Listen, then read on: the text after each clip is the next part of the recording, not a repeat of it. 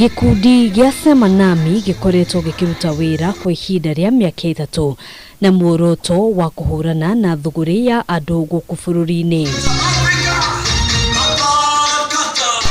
Akiaria hindi ya kuruguria gikundi gĩkĩ, murugamiriri munene Mary Wangiti augĩte thuguri no makiria ihutagia ciana iria iciaragwo na kwendio mabũrũri-inĩ ma nanja. When it comes to fight against human trafficking, sometimes we lack the collaboration with the relevant organizations.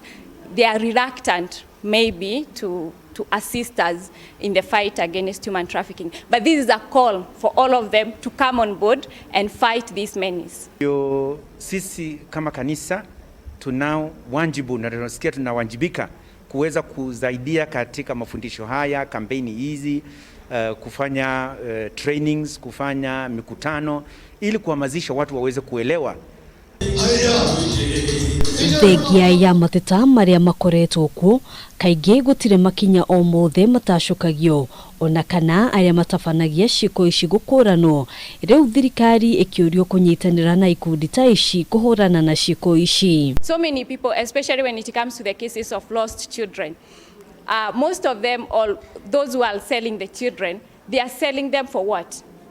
That's the question we should ask ourselves. And who are these people buying the children?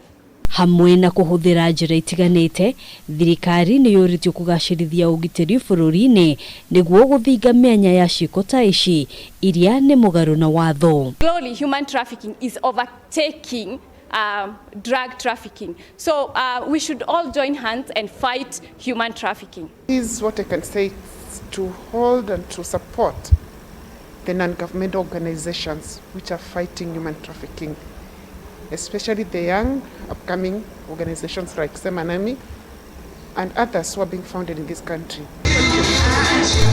Habini ha Kameme TV, Thirikari wa Wadurwa.